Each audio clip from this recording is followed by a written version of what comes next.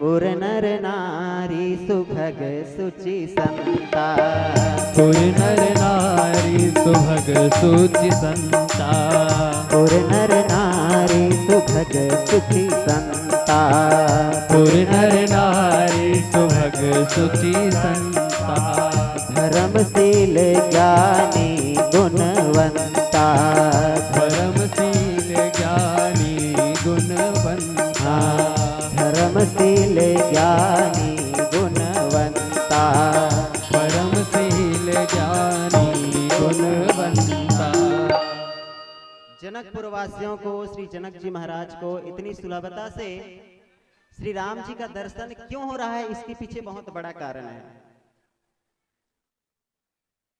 भगवान तो हजारों हजारों साल तपस्या करने के पश्चात में भक्तों को दर्शन देते हैं, परंतु यहाँ पर बिना बुलाए गए और नगर भ्रमण में भी गए तो गुरु जी से आज्ञा लेकर के गए। गुरु जी ने अपनी ओर से आज्ञा नहीं दी, श्री राम जी महाराज स्वयं आज्ञा लेकर के गए। तो इसके पीछे क्या कारण है? गोस्वामी तुलसीदास जी ने शुरू में ही जनकपुर वासियों की वंदना करते हुए लिखा है कि पुर नर नारी सुभग सुचि संता, धर्मशील ज्ञानी गुणवंता।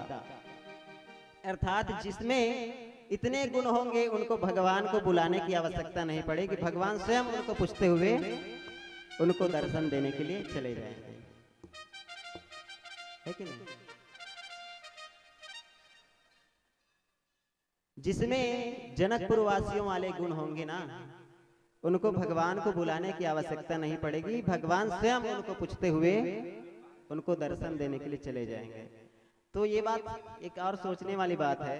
वैसे बहुत बड़े बड़े भक्त हुए, सद्गुण संपन्न भक्त हुए, उन सबको भी तपस्या करनी पड़ी। तो ये मत सोच लेना क्या उन सभी भक्तों में, संतों में जनकपुर वासी वाले गुण नहीं थे क्या? जो अन्य भक्त हुए उनमें जनकपुर वासी वाले गुण नहीं थे क्या? उनमें भी गुण थे, जनकपुर वासी वाले भी गुण थे। परंतु एक बात आप सबको बता दूं, एक बार की बात है, भक्तमाल की कथा है, मुझे याद आ रही है। एक भक्त भगवान की तपस्या कर रहे थे, बड़े मन से तपस्या कर रहे थे और इतने प्रेमी थे, इतने प्रेमी थे, जब तपस्या में लगे ना तो कुछ क्षणों बाद में भगवान प्रकट हो गए। कुछ क्षणों बाद में तपस्या को देख करके, तपस्या क्या, उनके पुकार को सुन करके प्रेम से पुकारा उन्होंने भगवान को, हे राम हे सीते, युगल रूप प्रकट हो गए भक्त के सामने में। जैसे ही भक्त के सामने में श्री सीताराम जी महाराज प्रकट हुए, उन भक्त ने भगवान को पीछे कर लिया, अर्थात उनको देखा नहीं, भगवान को देखा ही नहीं, उनकी तरफ पीठ कर लिए। तो भगवान को बड़ा आश्चर्य हुआ, बड़ा बेढंगा भक्त है, हमें ही बुलाता है और जब हम आते हैं तो हमारी ओर पीठ कर लेता है। फिर भगवान की ओर पीठ किया और फिर से पुकारा, हे राम हे सीते, भगवान फिर सामने की ओर चले गए। जैसे भगवान फिर सामने की ओर गए, उस भक्त ने पुनः भगवान की ओर पीठ कर ले। तो 2-3 बार ऐसे किया उन्होंने, भगवान को पुकारते, भगवान फिर सामने आते, पीठ कर लेते। तो भगवान ने पूछा, भैया तुम भी बड़े अजीब भक्त हो, तुम्हारे जैसे भक्त हम पहली बार देख रहे हैं। लोग हमारे दर्शन के लिए तरसते हैं और तुम एक ऐसे भक्त हो जो दर्शन देने के लिए आए हैं, हट कर रहे हैं, देख लो तुम पीठ करते जा रहे हो हमारी ओर, हमें पीठ दिखा रहे हो, क्या बात है? उस भक्त ने कहा, प्रभु हमारी बात ही कुछ अलग है, हम आपके नाम रह रहे हैं, आपके लिए तपस्या कर रहे हैं, बात तो सही है, परंतु आपका दर्शन करना नहीं चाहते। तो हमें तो वो वियोग सुख चाहिए जिस वियोग सुख को प्राप्त करके ब्रज की गोपियां बड़े ही आनंदित रहती थी, मस्ती में रहती थी। हमें तो वही सुख चाहिए, हमें आपका दर्शन नहीं चाहिए, हमें तो आपका प्रेम चाहिए, और प्रेम में जो वियोग होता है उस वियोग का सुख चाहिए। इस तरह से आप दर्शन देते रहेंगे तो हम आपका दर्शन नहीं करेंगे। तो कहने का तात्पर्य यही है कि भक्त लोग भगवान की तपस्या करते हैं वियोग सुख के प्राप्ति के लिए, अपितु ये नहीं कि भगवान का दर्शन हो जाए। वैसे भगवान का दर्शन करना भी एक मूल ध्येय होता है, परंतु वियोग सुख भक्तों का मूल ध्येय होता है। जैसे कि एक बात बता दूं, आप लोग अभी मड़ाई का सीजन चल रहा है, जब मेला में घूमने आए होंगे तो पहले दिन खाए होंगे कम से कम 8-10 रसगुल्ला, उसके बाद दूसरा दिन खाए होंगे कम से कम 5 रसगुल्ला, आज तीसरा दिन है, आज खाए होंगे केवल 3 ही रसगुल्ला। जब कल फिर मिलेगा ना तो एक ही रसगुल्ला खाएंगे और परसों खाने की इच्छा नहीं होगी। बस उसी प्रकार से भक्तों का भी भगवान हमें जितना वियोग होगा और वियोग के बाद में जब हम आपका दर्शन करेंगे तो उतना ही सुख मिलेगा। जब किसी भी चीज को हम बहुत लंबे समय के बाद प्राप्त करते हैं ना, तो उसको पाने के बाद जो खुशी होती है उसका आनंद नहीं किया जा सकता। तो इस प्रकार से भक्तों का भाव होता है। तो गोस्वामी तुलसीदास जी महाराज ने कहा कि जनकपुर वासियों में विशेष गुण था, वे लोग अपने में मस्त रहते थे। उनको पक्का यकीन था कि यदि हम अच्छे हैं भाई, यदि हम किसी का कुछ नहीं बिगाड़े तो हमारा कौन बिगाड़ेगा। जनकपुर वासियों का यही कहना था, यदि हम अच्छे हैं तो भगवान हमें दर्शन देने के लिए अवश्य आ जाएंगे। यदि हमें संतों वाले गुण हैं, भक्तों वाले गुण हैं तो अवश्य आ जाएंगे। तो उसमें ये सभी गुण थे। पुर नर नारी सुभग सुचि संता, धर्मशील ज्ञानी गुणवंता। क्या क्या गुण थे उसमें? धर्मशील। पहले गुण के बारे में कहा सुभग। सुभग का तात्पर्य सुंदरता से है, परंतु सुंदरता का मतलब ये नहीं कि शारीरिक सुंदरता होना। सुंदरता का तात्पर्य है मानसिक सुंदरता। और मानसिक सुंदरता क्या है? न किसी को कष्ट देना, न किसी के कार्य में कुछ बाधा बनना। जब भी कहीं किसी के ऊपर विपत्ति दिखे तो उसके विपत्ति को दूर करने की भावना क्या है? ये मन में हो, यही सुभग है, यही मन की सुंदरता है। तो ये जनकपुर वासियों में थे। शुचि अर्थात पवित्रता थी। भाई यदि मन में दूसरों के दुख को हरण करने की इच्छा है तो यही मन की सुंदरता है। और मन की सुंदरता है तो अंदर से हम शुचि हैं, और बाहर से पवित्रता तो सब होती है, पवित्रता तो होती है। तो शुचि थी, शुचिता थी जनकपुर वासियों में। संत थे, संत तो सब होते ही हैं, संत तो बहुत होते हैं। संत का कोई विशेष नाम रूप गुण रूप तो होता नहीं है। मतलब ये मत समझना कि जनकपुर नर नारी, यदि नर की बात कहें तब तो ठीक है, और नारियों में फिर संत कैसे, कहाँ से बात है?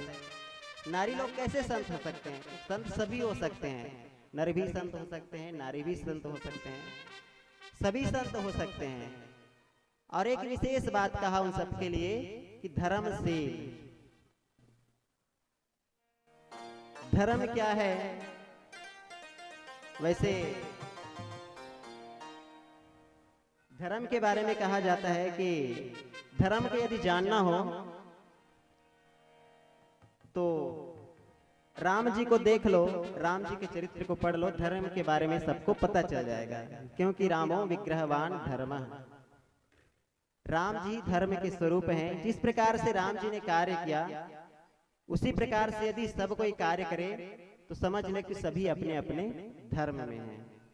और जो जिसका मूल कार्य होता है उसी को उसका धर्म कहा जाता है। जैसे कि हम यदि विद्यार्थी हैं तो हमारा मूल धर्म क्या होगा? खेत में जाके कृषि करना है। नहीं, विद्यार्थी हैं तो खेत में जाके धान बोना और धान कटाई करना, यही होगा हमारा धर्म, होगा ना? नहीं, यदि हम विद्यार्थी हैं तो हमारा धर्म क्या है? विद्या अर्जन करना, अध्ययन करना। और यदि हम सेवक हैं तो हमारा मूल धर्म क्या है? सेवा करना। तो अपनी स्थिति को देख करके अपने कार्य को समझ लेना ही मूल धर्म है, अपने कार्य को करना ही मूल धर्म है। जैसे कि पानी का धर्म क्या है? प्यास को बढ़ाना कि आग जलाना? पानी का धर्म क्या है? आग जलाना। आग जलाना तो पेट्रोल का धर्म है। कहीं आग दिख रहा है, पेट्रोल डाल दो तो आग बुझेगा कि भड़केगा और जलेगा ना। तो यदि उसी आग में आप पानी को डालोगे तो क्या होगा? बुझ जाएगा। तो आग का धर्म क्या है? आग को बुझाना, प्यास को बुझाना। हमें प्यास लगी हो और यदि हम पानी पी लें तो भगवान से हम प्रार्थना करते हैं क्या कि हे भगवान, मैं एक गिलास पानी पी रहा हूँ, मेरी प्यास बुझ जाए, मुझे पुनः प्यास न लगे। इस प्रकार से हम लोग प्रार्थना करते हैं भगवान से। जब हमको प्यास लगती है, हम पानी पीते हैं, तो भगवान से प्रार्थना करते हैं क्या कि हे भगवान, इस पानी से मेरी प्यास बुझ जाए। कभी कोई प्रार्थना नहीं करता प्यास लगने के बाद पानी पीने से, क्यों? पानी का ये मूल धर्म है प्यास को बुझाना, वो अपना कार्य करता है। यदि पानी का मूल धर्म प्यास न बुझाए, अपने मूल धर्म से विपरीत हो जाए, तो पानी का कोई महत्व नहीं रह जाएगा। तो ये पानी का धर्म है। और आग का धर्म है जलाना। ठंडी का सीजन है, आप सभी अब समझ सकते हैं आग का भी कितना महत्व है। आग के पास जाएं और ठंडी लगे तो कोई आग चलाएगा? कोई नहीं जलाएगा आग। तो आग का धर्म क्या है? आग का धर्म जलाना है, ताप प्रदान करना है। उसी प्रकार से जो जिसका मूल कार्य होता है उसी को उसका धर्म कहा जाता है। यदि आप पिता हैं तो आपके लिए पुत्र का, परिवार वालों के लिए एक विशेष धर्म है। हम पुत्र हैं तो हमारा भी धर्म है माता पिता के लिए। तो अपनी स्थिति को देख करके हम किस स्थिति में हैं और हमारा भी क्या मूल कार्य है, उस मूल कार्य को समझ लेना धर्म है। तो जनकपुर वासियों के लिए शब्द कहा गया कि धर्मशील, अर्थात पूर्व की जो नर नारियां थी वो सभी धर्मशील थे, अपने धर्म पर, अपने कार्य पर सदा तत्पर रहने वाले थे। अर्थात जो सेवक था वो सेवा करता था, जो माली में काम करता था, बाग बगीचों में, वो उसी काम में रहता था, जो मंत्री था वो राज्य के देखरेख में रहता था। इस प्रकार सभी अपने अपने कार्य में रहते थे और अपने कार्य को छोड़ करके कहीं अन्यत्र किसी भी कार्य में हस्तक्षेप नहीं करते थे। ये धर्म की परिभाषा है। ज्ञानी थे और इन सभी होने के पश्चात में सभी गुणवान थे। तो धर्म के एक बहुत सुंदर कथा याद आ रही है धर्म के बारे में।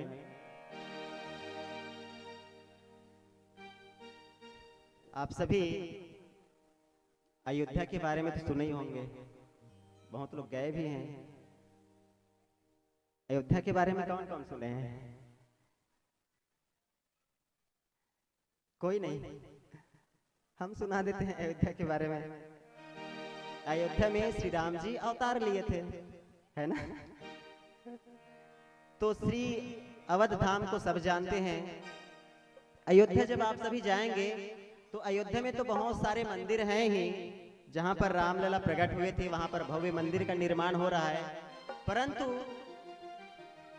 जब त्रेता युग में महाराज दशरथ जी थे तो दशरथ जी के जो महल थे उसका नाम दशरथ महल था और सभी रानियों के लिए अलग अलग भवन बनाए गए थे। सुमित्रा जी के लिए सुमित्रा भवन, कौशल्या जी के लिए कौशल्या भवन, कैकेयी जी के लिए कैकेयी भवन। इस प्रकार से सभी रानियों के लिए बनाए गए थे और सभी के लिए अलग अलग भवन था।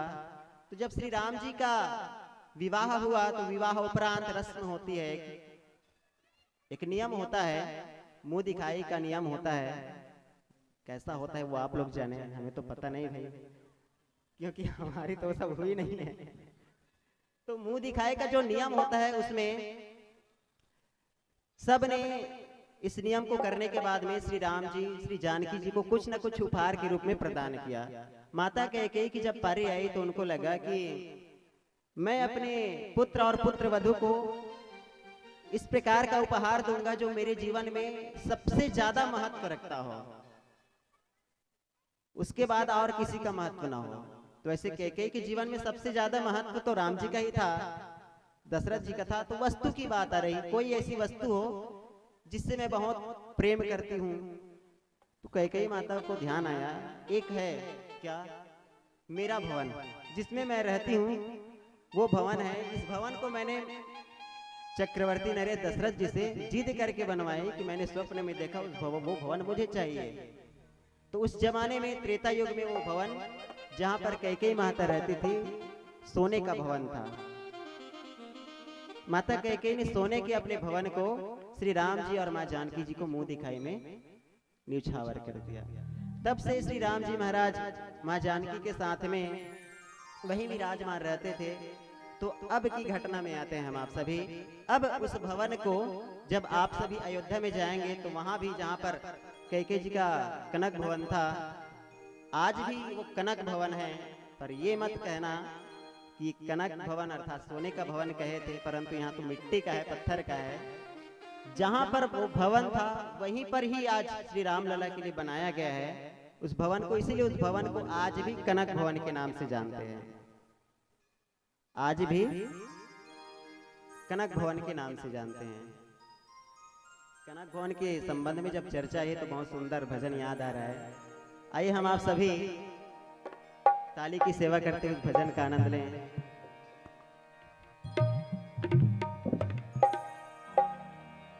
कनक भवन दरवाजे पड़े रहो, कनक भवन दरवाजे पड़े रहो, कनक भवन दरवाजे पड़े रहो, कनक भवन दरवाजे पड़े रहो।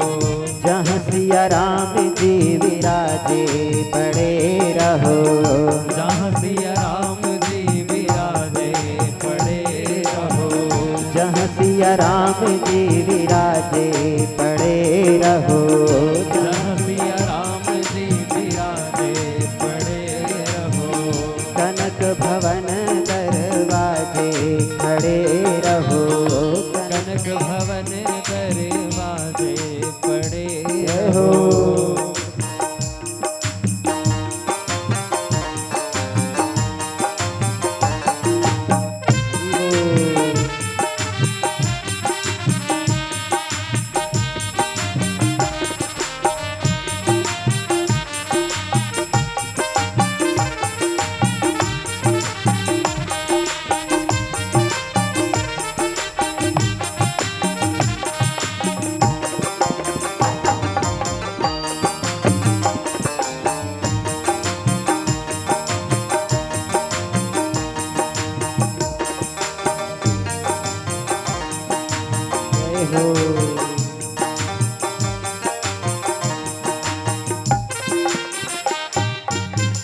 आवत जात संत जन दरसत, आवत जात संत जन दर्शन, आवत जात संत जन दरसत, आवत जात संत जन दर्शन, संत जन दरसत, संत जन दरसत, संत जन दर्शन, संत जन दर्शन, संत जन दरसत, संत जन दरसत, संत जन दर्शन, संत जन दर्शन। आवत जात संत जन दरसत, आवत जात संत जन दर्शन, राम रूप शोभा साजे खड़े रहो, कनक भवन दरवाजे पड़े रहो, कनक भवन दरवाजे खड़े रहो, कनक भवन दरवाजे पड़े रहो। जहाँ सिया राम जी विराजे खड़े रहो, जहाँ सिया राम जी विराजे पड़े रहो, जहाँ सिया राम जी विराजे खड़े रहो, जहाँ सिया राम जी विराजे पड़े रहो। बोले कनक बिहारी सरकार की जय हो।